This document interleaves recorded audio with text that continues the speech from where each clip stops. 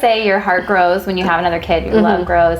I think the same goes with your mental capacity, and you figure it out. You know, finding out you're pregnant, it's like the first thought is hysterical crying, you know, and then you're like, God's plans are better, it's okay, and you just like have peace. And now they're like best friends, right? Because they're so close together. Yeah. And I definitely felt towards the end, I had a moment of, oh my gosh, what did I do? My life's about to change. Like a sense of like, oh no, I don't know what I'm doing. I don't know how known it is about like elimination communication. Every morning I would take her to the potty and she started pooping on the potty consistently at like 6-7 months old. I, thought I knew everything as a parent, and then I had a boy and I was like, whoa, this is different. It just goes by so fast. So like, who cares if they're being chaotic and making a mess and tantruming and whatever? Like, this is the best time, the most time that you get to experience with your kids. Yeah. Hi mamas, my name is Megan Norkis and welcome to Our Virtual Village. Starting this podcast was inspired by a local mom group that I went to during my pregnancy and postpartum journey. Connecting with and relating to other moms was a major key for me as I was navigating all the new things that come with being a new mom. So my goal with this podcast is to bring those conversations and stories from my community to a virtual platform, and that's gonna bless moms everywhere. I'm so excited. My hope is that as you listen to this episode, you can hear from and learn about the common struggles that other moms are having in the trenches of motherhood with you, and feel encouraged because you're not momming alone. We are all winging it at this mom thing, and we can all learn from and help each other. So we're excited to have you as part of our village, and let's dive into the conversation.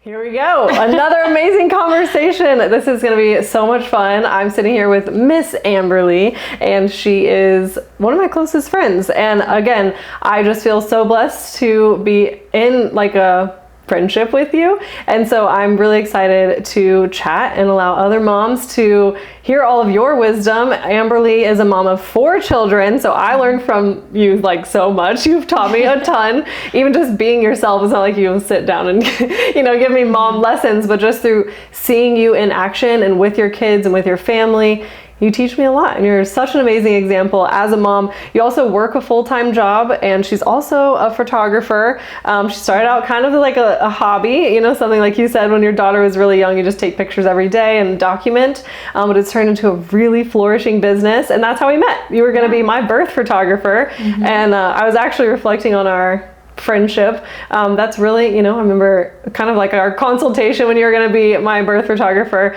We weren't friends yet at all. And then all of a sudden we hang out all the time. Our husbands are friends now and stuff. So it's been such a blessing getting to know you, and I'm really excited for all the value you're going to share. This is going to be a great episode. Yes, I'm excited. I'm so pumped. So first of all, I just want to kind of get to know you. Nobody knows who Amberlee is and all of the amazing traits that you have. So you're a mom of 4, but that started a long time ago. You actually had your daughter when you were, what, 15, 16, 17? Okay, yeah. So wild. Yeah, teen pregnancy, that's not, I'm going to be honest, I don't have a lot of friends that experience that. And I think even before this, when we were chatting, you were talking about how you didn't really have a lot of community. That I think that's not something a lot of people can relate to. So how did that shape you as a mom, starting so early, like women these days are starting to have kids very late. So, that's kind of an anomaly. Right. So how did you get through that and start your journey at such a young age? I'm sure that has to do with how strong of a mom you are now. So what was that journey like? I think that's why I'm so passionate about community now and helping other moms, because I didn't have that. And I felt very alone. I mean, even now I still, have those moments because I have a teenager and I know no one with a teenager except for much older moms that we don't really relate. So I don't really have anyone to ask, what do I do with a teenager? So I'm like the test run for all of my friends. But it was really the best experience of my life. I mean, I obviously don't recommend teen pregnancy, but I think it was what God gave me to save me and give me I don't know. She was like my built-in best friend. She motivated me.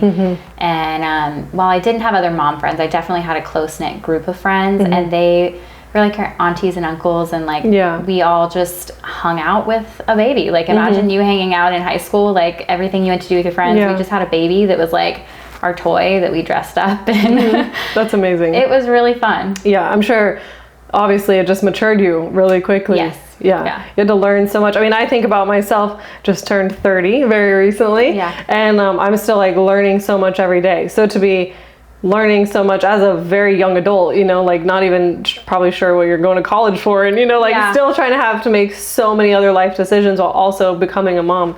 It's probably pretty intense. It was, especially navigating, like you said, college, dating, you know, all the things, figuring out how to move out on my own and support myself. And I'm doing that while raising a kid. It was a lot. Yeah, definitely. But you made it. You did it. I did. I don't know how. I look back sometimes and I'm like, how did I do that? Now that you have 4 kids and you're like, what I would call a seasoned mom. Makes me feel so old. I know, but that's like here on the podcast, you know, when I have birth workers and people sharing birth stories and new moms, and I'm like, what do I call moms that are just like, they're in it. Like, you're in it. That's a seasoned mom. Like, you have probably walked through it all at this point. Yeah. What would you say to yourself now?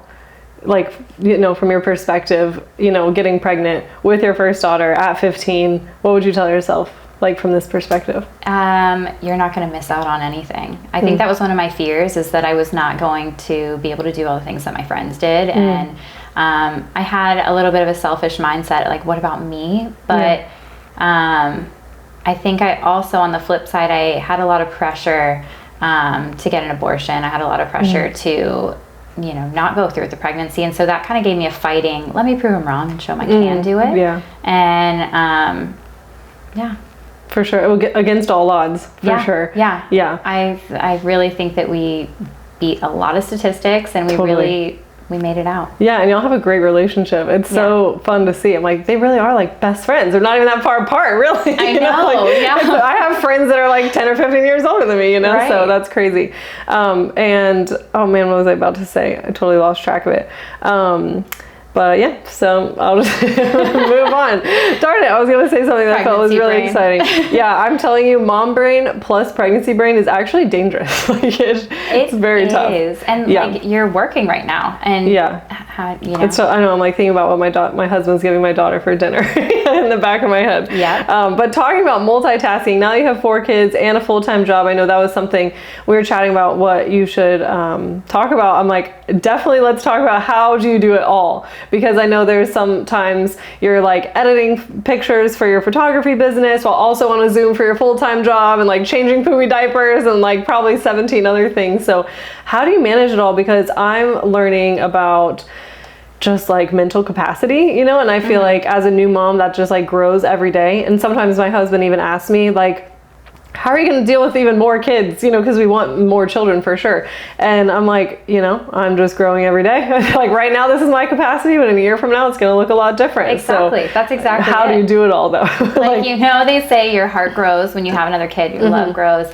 I think the same goes with your mental capacity, and you figure it out. Like, your knowledge builds upon each other. You create systems that make yourself more efficient. I think the biggest thing for me is just having very organized household, so that everything has a place, everything, you know, everyone can help me so that I can focus on That's work. really good. Yeah, I'm very impressed by you, because I mean, if my husband was here, he would say that I'm a slob, but I just, you know, I do my best, and there's not stuff everywhere, but he grew up in a household where his stepmom would charge him for every piece of clothing like that he would leave on the floor, like out of his allowance. You're like, write that down. Oh my gosh. So like, you know, I just didn't grow up in a house like that, and I think I'm somewhat organized, but not color coded, and like you have everything like so organized. How do you manage that with children ruining everything all the time? Like ripping stuff off shelves and stuff. Oh my gosh. I've learned to just laugh at it though, because I think that's what comes with being a seasoned mom, is like, it goes by so fast. Like, this is such a phase. You know, one day my toddler's throwing flour all over the kitchen, or the baby's in a powdered sugar bag as big as him, and it is what it is. Like, I can vacuum it up and tomorrow will be a new day. So you just don't get mad at it, you just laugh at it. Yeah. Honestly, I would say now that we're chatting about it, because before these episodes, I'm always like, what have I learned from Amberlee? You know, like just the essence of who you are when I'm around you. What do I feel? Because I know I learn from you a lot, but I'm like, I have to kind of pinpoint it and be like, what do the people listening need to also learn from Amberlee? And I think that right there is one of the biggest things that has impacted me about you, is just being relaxed about stuff. Like, I'm not a very like uptight person. I would say I'm pretty chill, but at the same time, if my daughter's playing in dirt, I'd be like, oh, you're gonna mess up your shirt, or oh, don't do that. And you're just kind of like, we'll buy another one. And like, I do a lot of like thrifting or go to the consignment shop because I know clothes are going to get ruined anyways. So I think sometimes people, I don't know, I've heard from moms that like, just like save your energy, you know, about like battles. Yeah, pick your battles. That's a good one. That's a good way of putting it, because it's like, does it really matter if the shirt I got at Target for $5 gets ruined? You know, whatever, you know. But so I think reaction matters. 100%. Like, they're gonna remember that. Today Violet was helping me cook popcorn, and she dumped the whole thing of kernels all over the floor right by the baby. Of course I don't want him to get it. And I initially was like, Violet, and then I thought about it for a second because her eyes got all big, and I was like, it's okay, we can vacuum it up, it's fine. And I saw her shoulders relax, and it was like, okay, she knows, like, she knows that I'm not angry. I was just a little startled, and like, we're gonna clean it up and it's fine. Wow, I need more of that. I need to just keep like you rubbing that off on me. I mean, it comes with time though, because I'm sure there's times when Everlee was younger that I was not so chill with things. I remember fighting with her for 2 hours to wear a bow with an outfit. Like, why? It didn't matter. It didn't. I should have just hugged her and been like, fine, you don't want to wear the bow. But I still think about that day. You're like, I remember the outfit, I know what color the bow was. And she doesn't remember, but like, overall, I think I was very relaxed with her too. But you know, I think it's important, like what you're saying, is not only for their reaction, but for your own mental health, you know, like how much energy you're going to spend on something like that when you could divide it in so many other ways, you know, like you just use your energy so much more wisely. But yeah, that really impacted me. And I remembered what I was going to say a second ago, just talking about being like selfish and stuff like that. I think it's crazy because a lot of women are waiting to have children until they're ready, or because they feel like life's going to be over, you know, when they have kids. So I think you saying that even about a teen pregnancy, that you're not going to miss out on things and that it's all going to be okay and your capacity continues to grow. I think that's really important for moms. Maybe, you know, not sure if they want more children or not sure if they're ready to have children. I think it's good that you've kind of just had that attitude of, you know, it's okay. I'm not going to miss out on anything. You just keep growing and adapting. So I love that perspective that you have. It's really valuable. So let's see. Finding out you're pregnant with each of your children, I know has been such a journey. First of all, with a teen pregnancy, you know, like I'm sure that was quite an experience. And then also, you know, you've had multiple children after that. So we've talked about this recently, but I know for Oliver, your oldest son, after, you know, your teen pregnancy. So now Oliver's what, 5 now? Yeah. 5? Okay, he's so cute. I don't know why he just like has stole my heart. I think honestly he stole my heart when he walked up to me at the park, because I was so excited. I thought you were going to be with your kids, but I didn't know the nanny was with them. And he walked up and he was just like, so how have you been lately? That was like the cutest question, because a little 5-year-old, you know, it's like his perspective of my life is this big, you know. So I'm like, just been hanging out, buddy. What about you? How's life? You know, such like a mature question. I'm like, how do I answer that? But he has such a sweet spirit. And side note, sorry. But yeah, so finding out you're pregnant with each of them. I know with Oliver, you were very excited. You're now with your husband. You guys found out you were pregnant. You'd been trying stuff like that, you know, and then you have more kids after that. So how's that journey been each time? Have you been excited each time? Were you trying really hard each time? Were any of them surprises? Well, I think starting back with Everlee, when I found out and I was shocked, I mean, of course, I was a little bit scared, but there was a sense of joy in that, because I was like, all right, this is what God gave me. From the minute I found that positive, like that was my baby. Maybe it was Catholic school for 9 years that I was just like, this is already a baby. And I knew she was a girl immediately. I don't know why, but I just knew she was a girl. And I was so excited to have a daughter. And I found the silver lining in that situation. And then with Oliver, we had been trying to get pregnant for, 6 months isn't that long, but it felt like an eternity. Yeah, every time you start your period, it's like rough. Yeah. And then getting that positive was the high. Well, right before that, we had a positive and I was so excited. And then we had a miscarriage. And then getting Oliver's positive was like, wow, okay, it's going to be okay. Did you feel scared through that pregnancy? Like, because you walked through loss before that? Did you have nervousness, or you just like totally had faith? No, but I did have nervousness, like kind of PTSD about telling everyone. Like I felt like I was going to be in trouble. Like it was wrong. Even though I was married and an adult and had a career, it felt wrong. Yeah, those are deep wounds, I'm sure. I mean, walking through, like you said, I'm sure there's lots of joy finding out you're pregnant because it's a new life and things, but it's probably traumatic in some ways, you know, like wounds that probably as a growing young adult you didn't like maybe do deep work to heal yet and stuff, you know. So that is interesting to think about. And I definitely felt towards the end I had a moment of, oh my gosh, what did I do? My life's about to change. Like a sense of like, oh no, I don't know what I'm doing, because all I knew was just having one child, and expanding your capacity is a lot. Well, now you have a husband involved, and you're like, you hadn't necessarily done that before. I'm not sure what your relationship was like in the past, but like, you know, having a husband, you're both invested and working, so it's very like different in a lot of ways, I'm sure. Yeah, and sharing a child like I did. I was a single mother, so I had never experienced that either. His opinions, and we were on very different pages when it came to lifestyles. Like I wanted a home birth, no vaccines and all the things. And he was like, you want what? Yeah, those are the hard conversations. We have a friend I was just talking to about this. Like those are conversations that have to come up, and you just have to get messy with it because you have to get on the same page, and the time's gonna come, the baby's coming out, you know? So what made you want to have your babies at home after, you know, your first experience? Like now you're pregnant with your first son. What was the shift? I was doing photography still then, and I had photographed a home birth, and I left that birth crying, and I was like, wow, birth can look like that? I had no idea. All I knew was my first birth was, you know, induction, epidural, Pitocin, all the things, and you know, they almost wheeled me off for a C-section, and I had no control, no power.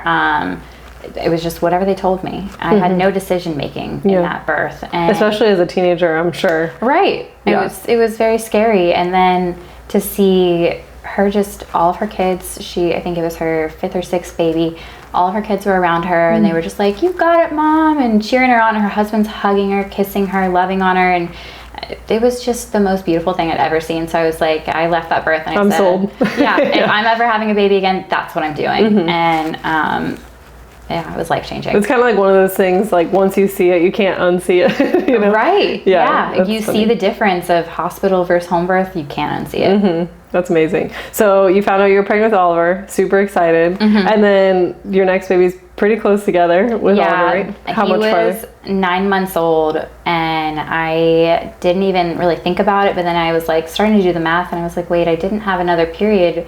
And which, when you're breastfeeding, it's kind of weird anyways. You kind of lose track because it's a little inconsistent. But I was just like, maybe I should take a test, and Whit was asleep, and we had just had a great date night the night before, and I was like, oh, a really good date night. It was just like, I'm just kidding. We put the baby to bed, we actually got time together, and I was like, wow, we're like starting to get in the groove again. Life's, you know, we finally got the hang of this thing. And then I was like, maybe I'll just take a test, and it was positive, and I was like, oh my gosh. So you didn't even tell him you were taking a test? No. You just had one? Because we had been trying, so I had like that big, you know, Amazon box, and I started hysterically crying, and that woke him up, and he was like, oh no, he knew. I was pregnant, and I was just scared because I felt like I had waited for this baby, and now I was going to rob him of my individual time, which Everlee had 10 years of, and he got 9 months, that's all. And I was very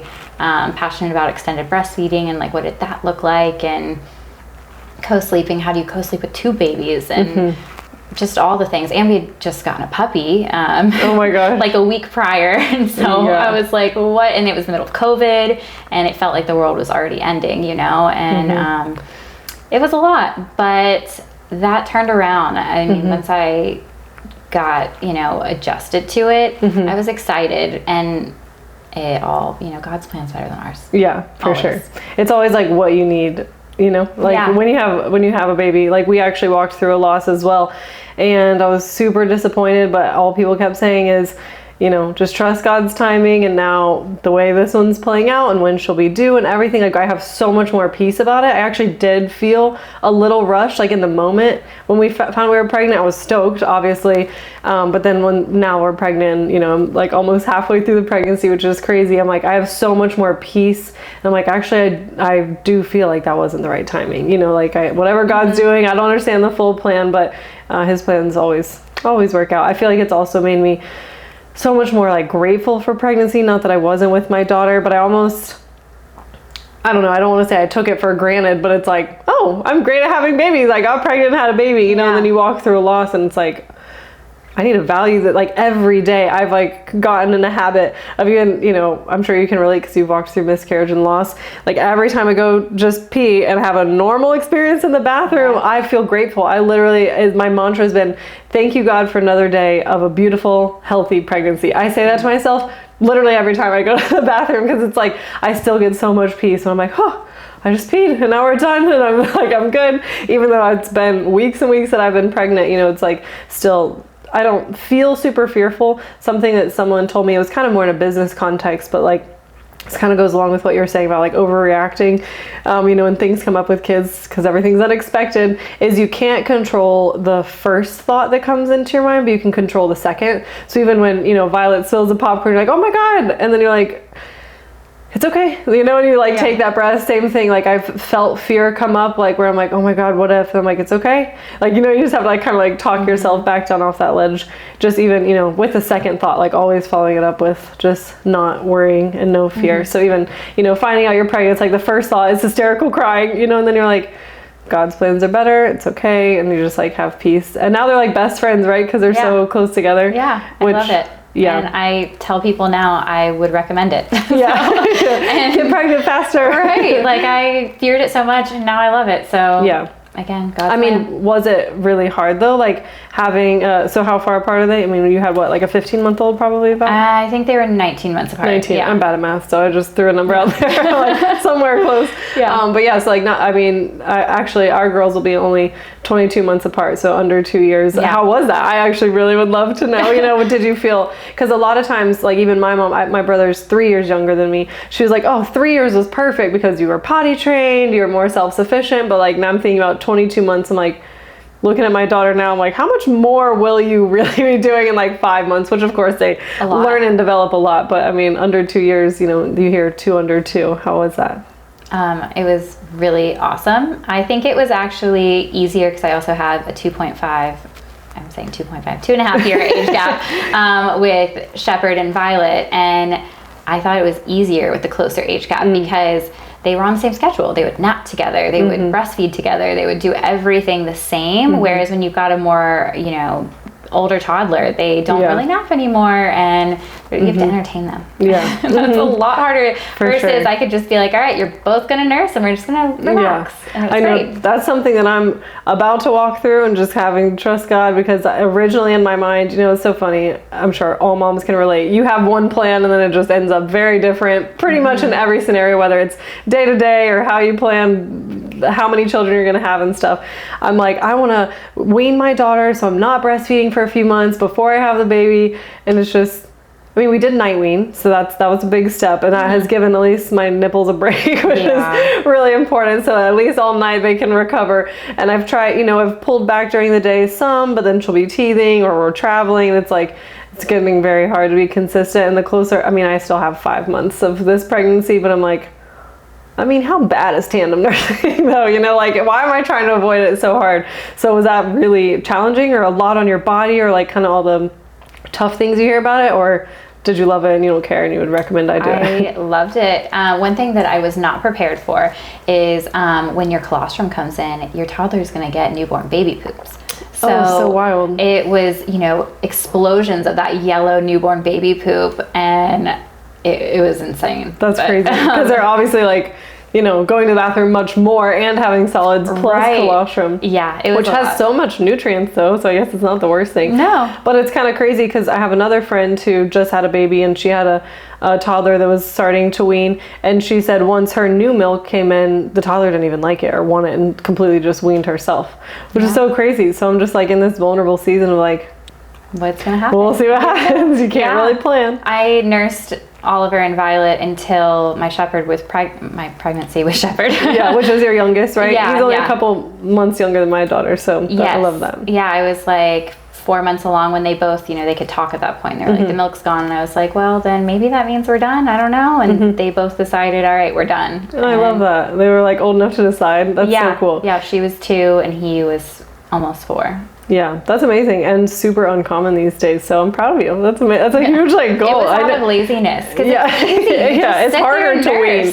That's the hard part. Like I asked a friend of ours who has multiple children. I'm like, what's your advice for weaning during the day now that I've weaned during the night? And she's like, just don't sit down. Just try to keep them busy. And so I'm like, I'm pregnant. I want to sit down. So I'm like, I've just never been a very rigid person. And that's something I've learned a lot from you because I have other mom friends who are very into like sleep training and setting boundaries and even like a nursing schedule. And not that I think any of that is wrong. It's just been really hard for me to do that because I don't live a super consistent life like that. Every day looks a little different. So our bedtime isn't consistent. Like there's just things about my life that aren't going to go that way, so that's been a blessing in our friendship. Is I'm like, okay, you're super chill. You just kind of take it day by day. Whatever happens, happens. I'm like, oh, it works out that way too. Okay. It's good to see like both perspectives. So I love that.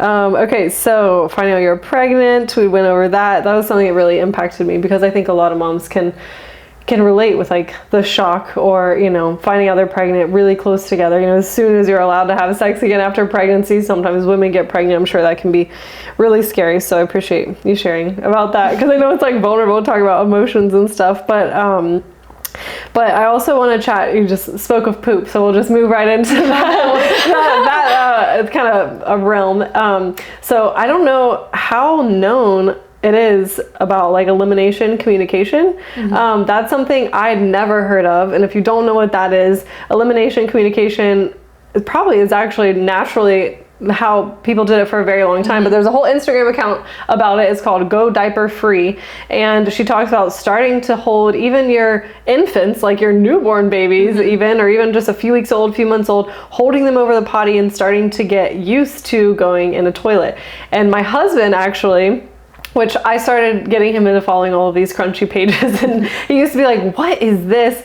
And so now he brings stuff to me and I'm like, what are you finding out? Like, what is your algorithm like on Instagram? But he brought this to me when our daughter was just a few weeks old. And of course I ended up having surgery, which I did not think was a plan. My mental capacity was just like, I was healing and it was just insane. He's like, we should start putting our daughter on the potty. I'm like, this is the most insane idea I've ever heard you talk about. He's like, just follow this account. We don't have to do it right now. And I'm like, this is wild. Like, I'm sure it works. I don't think this lady's crazy, but I was just like, I don't, sometimes things are just so left field in our culture that it's like hard to grasp. And I remember he took our daughter and just held her over the potty for fun. I'm like, I'm laying in bed. You can do whatever you want. I don't care. He held her over the potty and she pooped in the potty at 6 weeks old. And he took a picture of it because he was so proud. Oh my gosh. And so after that, I'm like, that's kind of crazy, but I still didn't have the mental capacity to keep doing it until she was like, I didn't even mean to line it up to when she started solids. But her, they go through a period of like her poop changing. She wasn't pooping as consistently. Breast milk, was kind of all the time. And she just every morning I would take her to the potty and she started pooping on the potty consistently at like 6-7 months old. And I probably from the time she was like 6 months old to about 13 months old changed less than 10 poopy diapers. So wild. That's awesome. So crazy. I tell people that and they look at me like I have 10 heads, but you did it consistently with 2 of your babies, and now you're doing a whole science experiment. So tell me about why you did it, when you found it, if it worked. You body trained your children pretty early because of it, which is kind of the goal and whole point of it. But now then you can tell us about your science experiment. So with my first, I did the the naked for 3-day method right at her 2nd birthday, and she was potty trained in 2 days, never had an accident ever again, never wet the bed, never, nothing. And then Oliver, I did elimination communication. I found a natural mom's book when he was a few months old, and I decided to give it a try. And like you said, immediately he pooped on the potty, and I was like, wait, what? This is a thing? And wait, how old was he? I want to say like 4 months old, maybe 5 months old. Okay. I had one of those potties that he could like sit on and hold on to, that you put on top of the toilet. And it became like a fun thing because it was COVID during that time. So we were all home. So I'd be like, he's pooping, everybody. We'd go in and everybody would cheer for him and he would clap, and it was the so cutest cute. thing. Yeah, it's like a teeny tiny little baby. It's so cute. Little 6-month-old. So cute. And yeah, I didn't want to do more laundry because I was cloth diapering. So it was great. And I was home all the time so I could focus on it. And then we had to move right around the time that I wanted to stop using diapers, and I also gave birth to Violet at that time, so I kind of delayed when I wanted to potty train him, but he was out of diapers by 20 months, but he did have accidents, which I wasn't expecting that because I never experienced that with Everlee. So then Violet, I also did elimination communication, I think around 3 months-ish we started, and she was doing great with it. She started telling me at 1.5 years, no to diapers. So I was like, all right, she's telling me she doesn't want this anymore.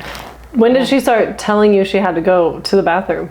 I don't really remember, honestly. Yeah, it's all a blur. Yeah, that's just kind of like the season I'm in. Like when I hold Evelyn over the potty, she will go almost every time, even pee. If I'm like, just change your diaper, I'm like, oh, I'll take her potty. She'll always just go pee. It just works out. But now, just the other day for the first time, you know, I could just tell she was probably going to go to the bathroom.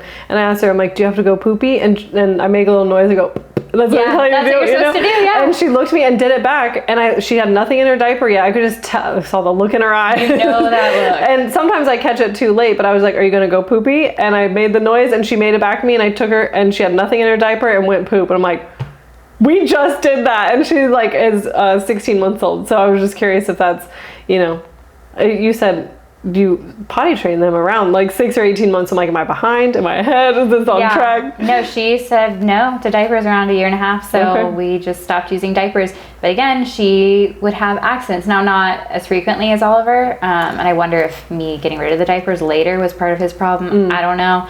But she also had accidents, and that was weird to me. So my science experiment right now is I'm not doing elimination communication with Shepherd, and I'm going to see if I do the same method with Everlee if he doesn't have accidents. Interesting.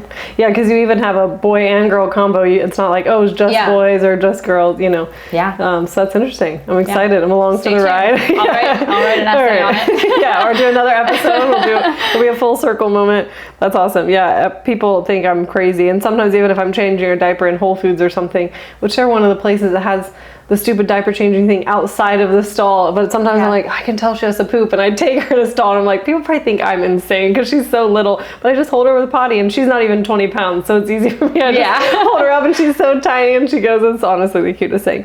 But that's so cool. I love it. I just want to talk to you about that because not many people have successfully fully done it. I know some people kind of try it on and do it, but... Would you call me a success though if they had accidents after? I think so. I mean, out of diapers by 20 months, but still like learning, you know, I think is fine because some people haven't even crossed that bridge and they have a 3 or 4 year old, which again, no judgment. It's all about our mental capacity. Some people are like, I just can't even right now. So like, they're probably great at some other things that I'm not, but that's one thing that I think it takes so much intention. So I think it's definitely successful, you know, I think it's good. What I really like about it is I just think it creates such an awareness early on. That's what I've really just like, because at first I'm like, what is the point? But as I've kind of seen it played out, like, she already knows what it is and what it feels like to go on a potty. It's not this big scary thing. And a lot of what the like Instagram page and stuff talks about, it's like when a toddler gets old enough that they want to like start protesting things, they learn the word no, they, you know, kind of have their independence, then you introduce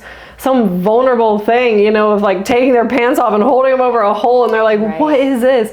So I think it is in general, I don't know, maybe I'll do it, I think I'll do it at some capacity with my next child, but I just think the idea kind of makes sense to me because it's not this big scary thing. I hold her over the potty, she at least knows what it is. It's not like this insane new subject, you know, that we're going to branch into. So I think it's also twofold. It's communication between the two of you. It's setting the foundation for your communication. You're in tune with how she's feeling. You know, just looking across the room, oh, she's got to go to the bathroom. Yeah, like, and then experiencing it together, not just like knowing, but like you talking about it and talking, elimination communication. Right. That's what it's called. And then you're also giving her the empowerment to not poop in her diaper, which I mean, no, I mean, the premise of elimination communication is no baby is born wanting to poop in a diaper. They don't want to be covered in their feces. And so you're giving her the empowerment of, I can not soil myself. And also they're so proud. The smile they get when they do it, they are so excited.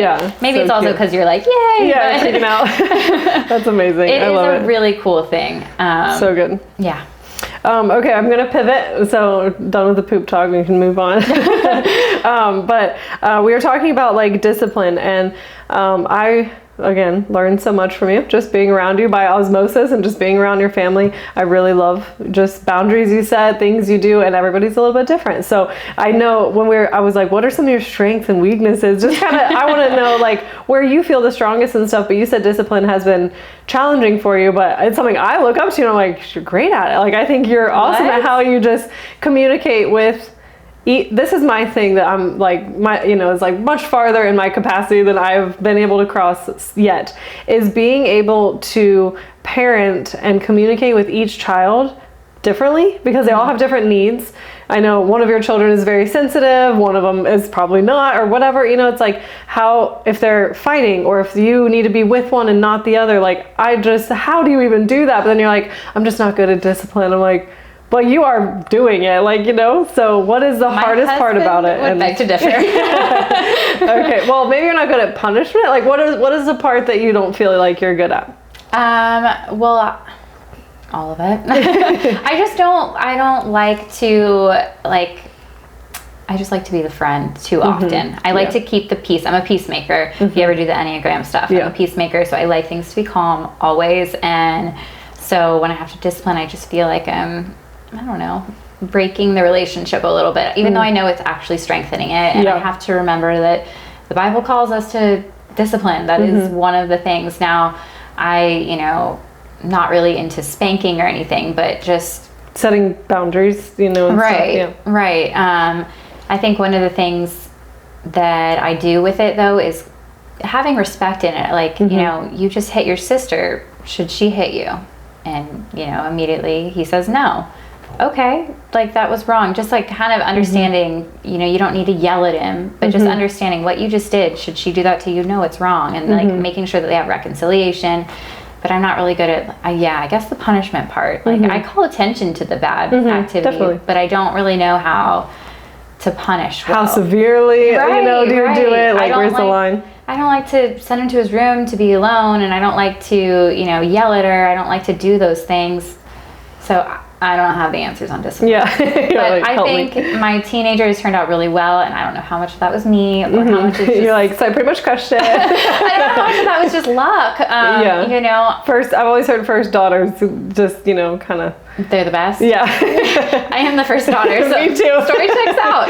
Right. But I thought I knew everything as a parent, and then I had a boy, and I was like, whoa, this is different. Yeah. So you don't have to deal with that yet, but it's a lot different. Just the aggression. I mean, they have testosterone. So they are just a whole nother energy. They're rough, they're crazy, they're loud. And girls are like, let's paint our nails and do a tea party, which is so fun. Yeah, you're like all day. Yeah, they can sit and color. A boy, no, he's coloring on the walls and swinging from the light fixture. It's so just crazy. Different. Yeah. Do you feel like Oliver has mellowed out as he's gotten older? Like, now he's not quite a toddler. No, it's just more dangerous now. Now he's just allowed to use tools or something. Like, exactly. Bigger toys. Right. His dad got him a pocket knife. I'm like, why? Oh, God. It's so hard to know, like, do I teach him how to use this respectfully and, like, trust him, but also...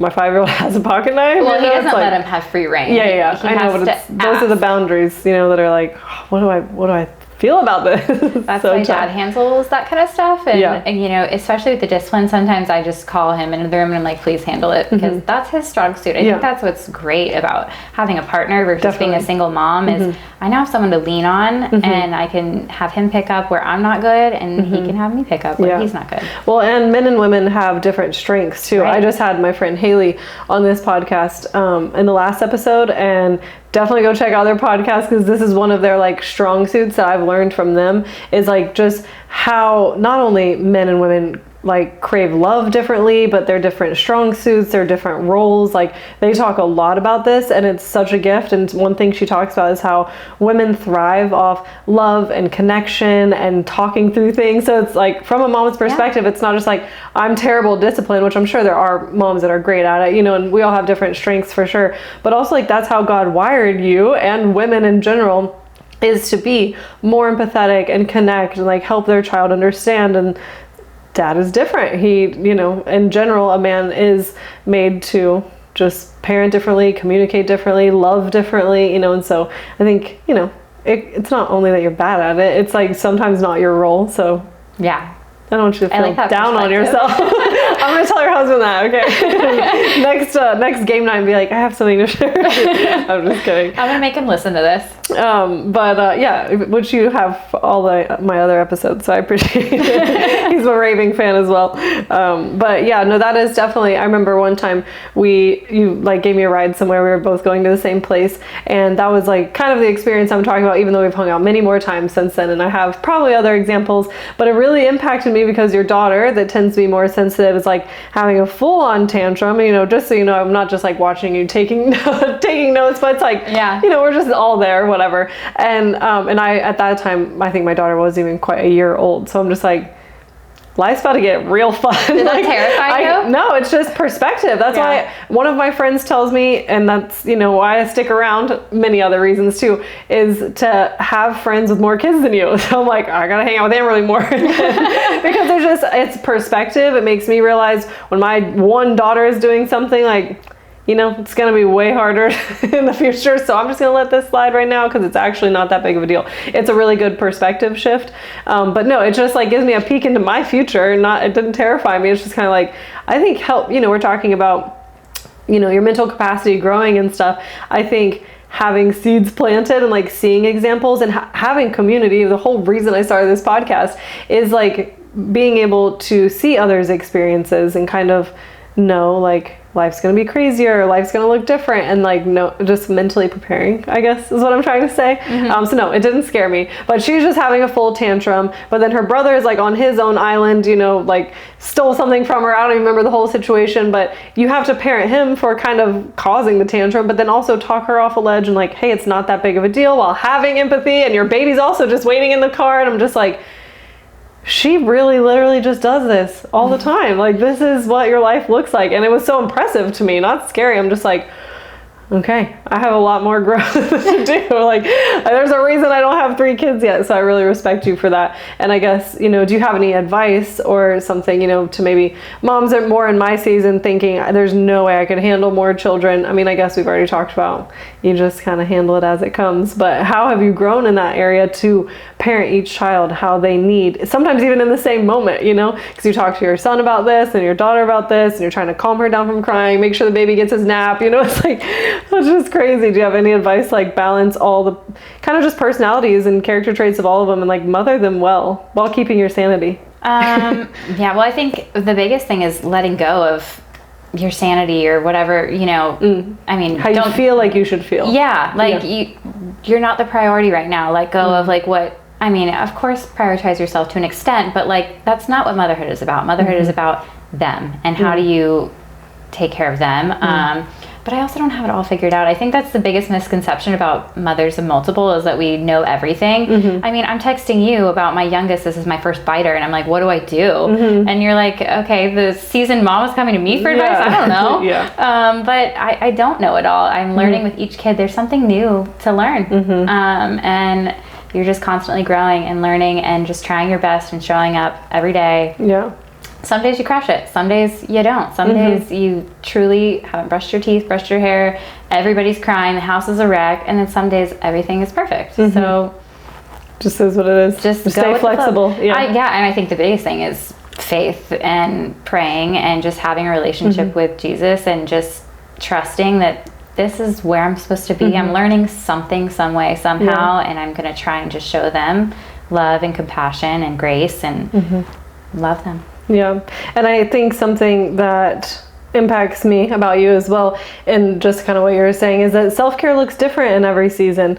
Like you and your husband do a date night and you bring your baby, but that's because it feels like vacation when you don't have all of them, you know. Yeah. So it's like, I feel like maybe some moms, and again, I don't have multiples, well, even just being a mom in general, you feel like I should be able to get date night, or I should be able to just go take a bath with, you know, whatever. But that's one thing you're like, oh, I'm gonna go get in the bath and it's just me and Shepherd. I'm like, wait, if you're taking a bath and unwinding from the day you have your baby, but that is relaxing to you in this season because you're not with all your children. So I think like just expectations are so important. Like if you feel like you need so much alone time, which of course, like you said, get alone time every now and then. This is a freaking vacation right now, 2 moms sitting and talking. So like you prioritize it in some ways, but it's like maybe even though you're trying to unwind in a bath, and I think one time you said like your baby pooped in the bath and stuff, like it's not really that relaxing, but you just handle it with grace. And I love that about you. It's like, yeah, I tried to relax, didn't really work out this time. You just move on. You know, it's like you don't get yourself so mentally wound up and like stress about that because you just know in this season, that's just not what it's about. So I respect that a lot. That's really good. Thanks. I needed this therapy. Yeah. This is great. Talk me like, up. What else do you love about me? No, well, I mean, I really do reflect because there's a reason I'm friends with you because, you know, I do learn a lot from you, and I pray that you would feel the same about me in other ways, even though in motherhood, maybe I'm not farther along than you. But, you know, I think we all learn from each other in different ways. But yeah, no, it makes me always reflect when I know I'm going to sit down with someone like, what have they, you know, taught me? Because that's the reason I keep coming around, you know? So, no, I love that. And I actually even just saw, I think it was like a random post I saw on Instagram, but it was very timely. It's very interesting how God will even use Instagram post, you know? I love it. Gosh. He speaks to you through One a told reel. me I needed a baby this morning. I opened it up and it was like, you need another baby. I was like, what is this? It's like, exit out.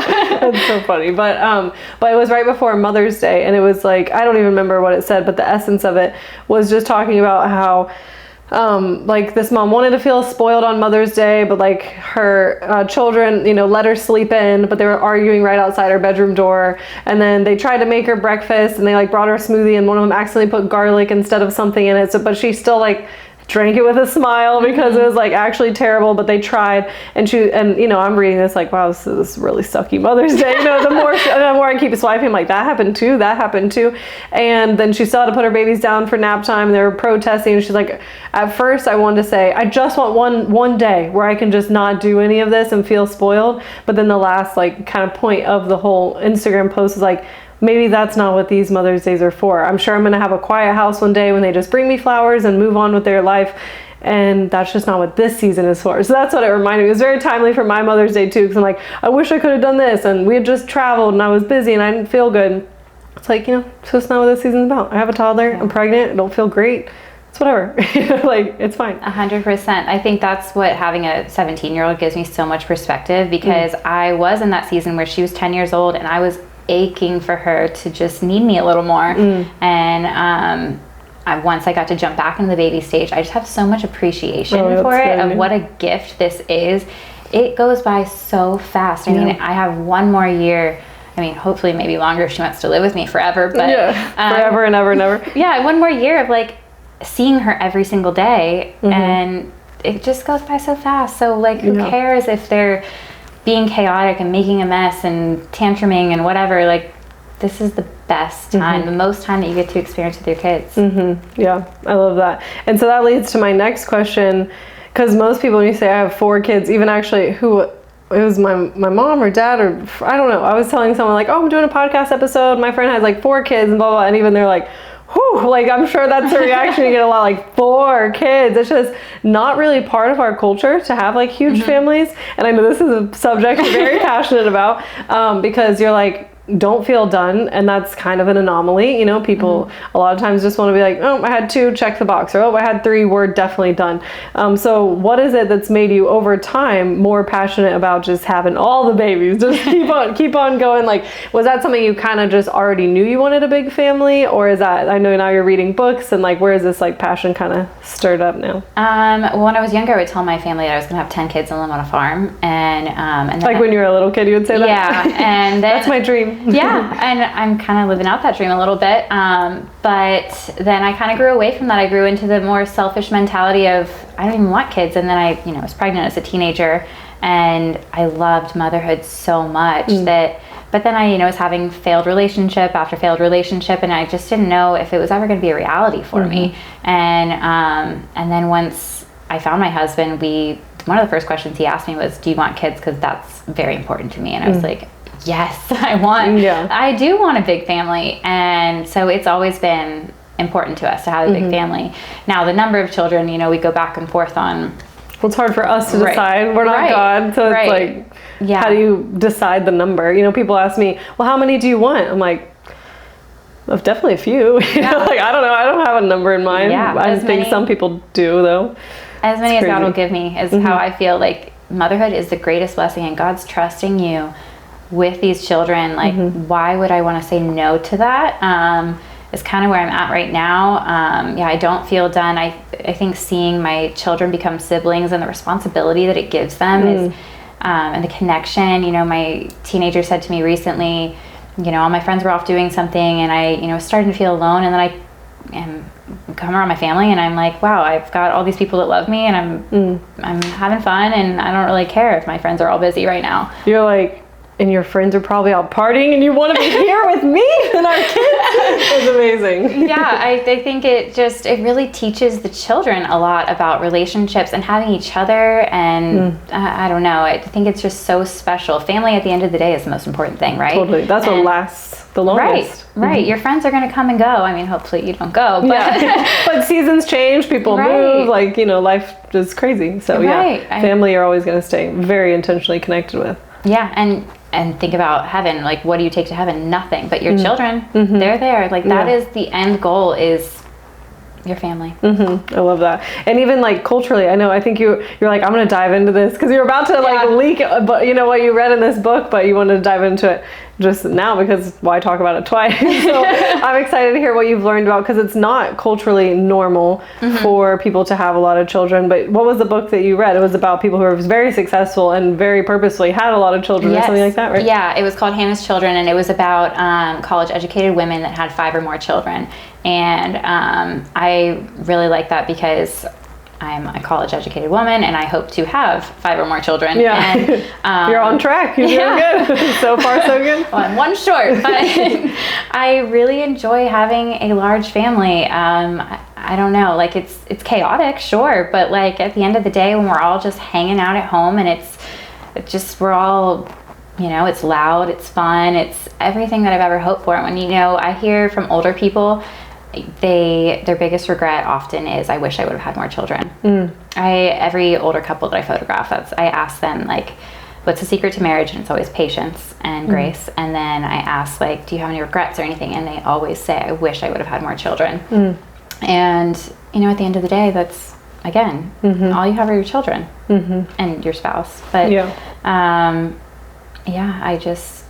I really liked the book, and how it talked about the purpose of your life is not about yourself and me, and about my time, and this about me and my passions, which those are relatively important, but like, we're supposed to grow up the next generation. That's the purpose of humans, to procreate. We're supposed to be fruitful and multiply, and it was just such a fascinating book. I really definitely can't wait to read it. I need to just go ahead and buy it on Audible, so it starts playing automatically in my car when I get it. Yeah, well, it's going to make you want to have 10 kids. So I know, right? So I'm like, do I listen? Good luck. Keep me posted. That's amazing. It was really fascinating. Yeah, that's good. Yeah, it's just crazy how our culture has got away from that. It's very interesting to me. Yeah, they were talking about how the average American, I think, has like less than 2 children now. And so when you get old, like, who's taking care of you? And who does your child have to connect with? Like, they don't have a sibling to lean on. They don't have, and you think about depression and suicide rates because people feel alone. And you feel alone because you don't have family. Mom and dad are both at work, and you have no siblings. You're alone, and that's really heartbreaking. And family is where you're going to feel connected. You're going to feel like you have a purpose, and you learn responsibility. You learn how to fight. You learn how to communicate. You learn how to love. You learn so many lessons. Much depth, like deeper things that are harder to go through with friends. You know? And having a baby doesn't become a scary thing, because my teenager knows how to change a diaper and to put a baby to sleep and do all the things already. She's not going to be like, oh my gosh, I'm so scared to be a mom because she has those skills. I mean, she sees me losing my mind sometimes. Yeah. So and of course there's more to learn, but I would say even I have a little sister who's 10 years younger than me. And so even finding out I'm pregnant, my husband's like, well, you had your sister. And I'm like, okay, don't like, and I'm also a nurse. So he's like, you know it all. I'm like, no, I definitely have a lot to learn, but I do have like a sense of confidence, you know, that like at least it's not all going to be brand new. So it definitely does help. I've never actually thought about that perspective, but that's really good. I love that.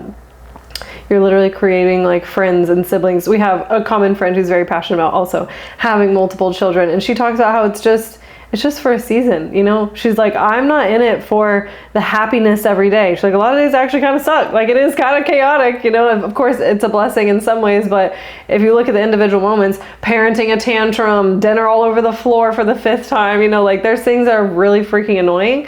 But at the same time, she's like, that's not why I'm doing it, or else I would hate it. I'm doing it because in 15, 20, 30 years, I want so many grandchildren around the Thanksgiving table, and I want all of the fruit that comes from these years of labor. So I think so many people focus on like how hard it's gonna be, and like nobody's denying that. Like, you're not gonna deny that there are hard days and hard seasons, but it is just a season, you know, and then you get to have all the fruit later that makes it all worth it. Right. And you miss it so much when, you know, when my daughter got older, I missed it so much.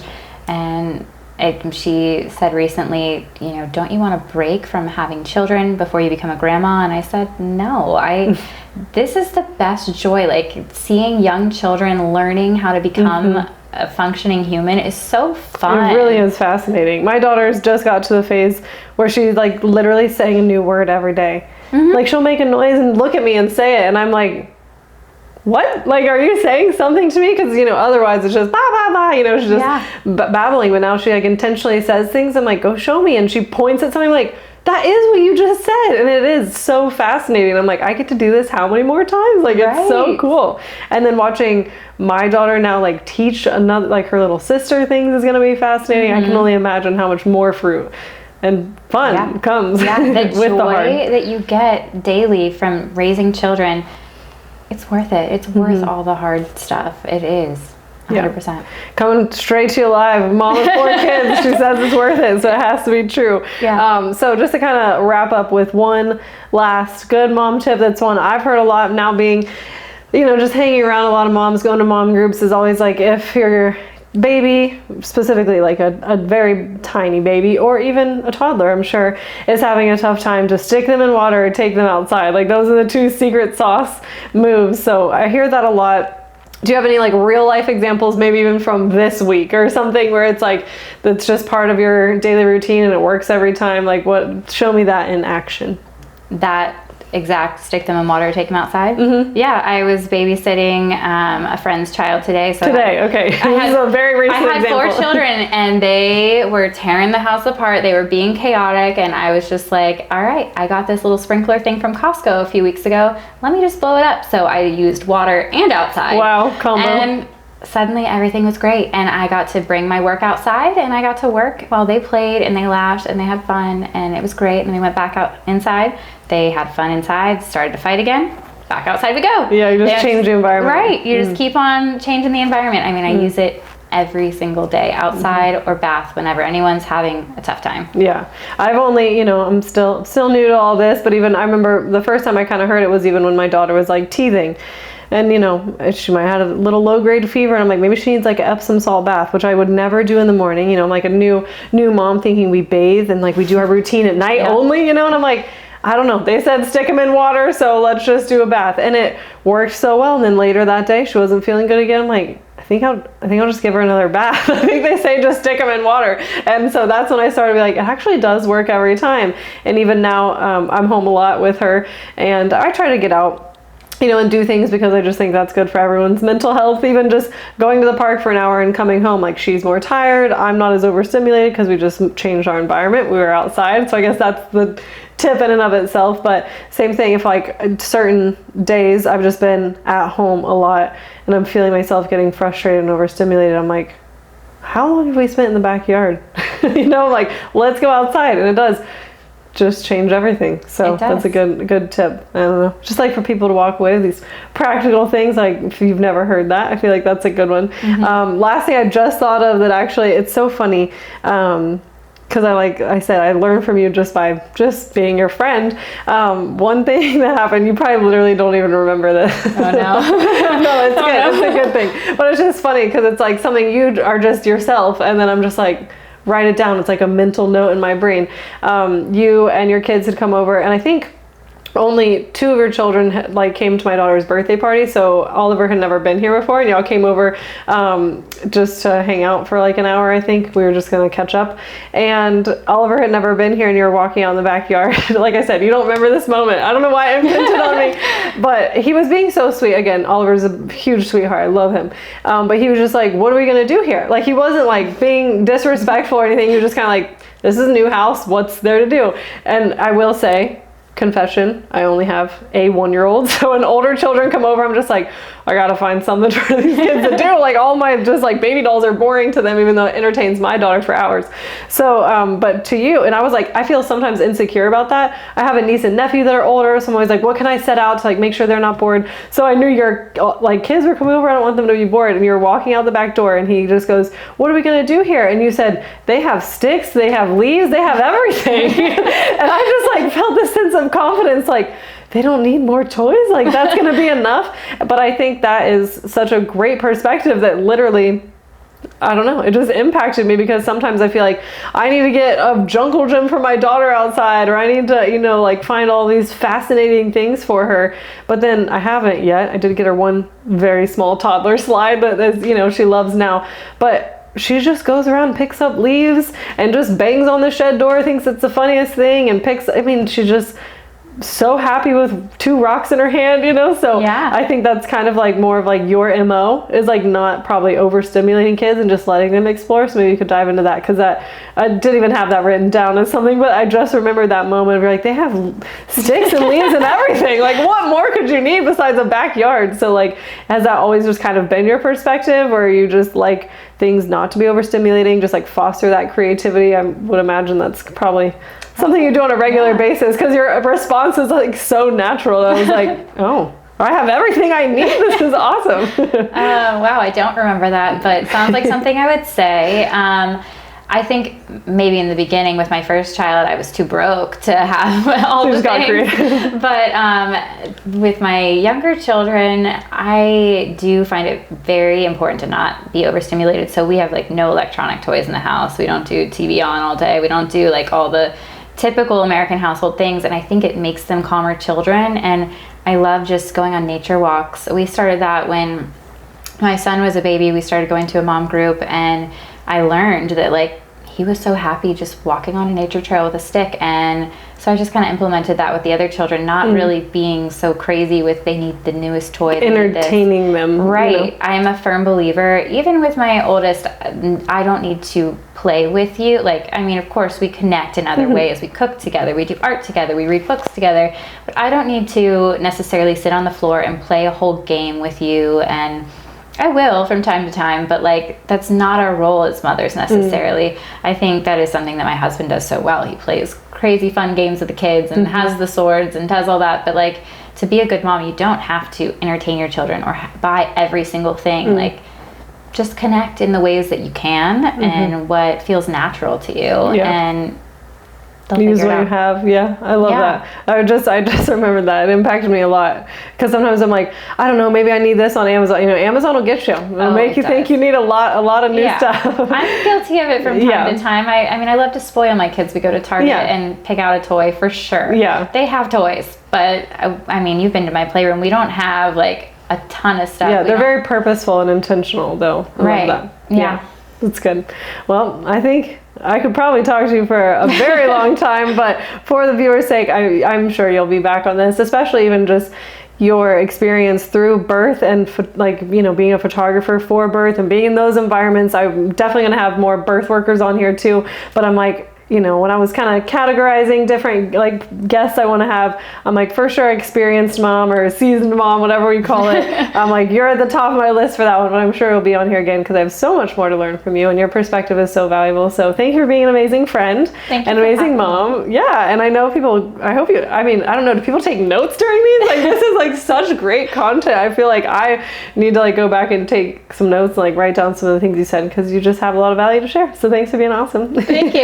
Gosh, and this made me feel so good. I love it. But yeah, follow us on Instagram if you're not already, Our Virtual Village. And yeah, we have lots more amazing moms that are going to be on here. So follow along, and the next episode will be amazing as well. So love you guys. Catch you next time.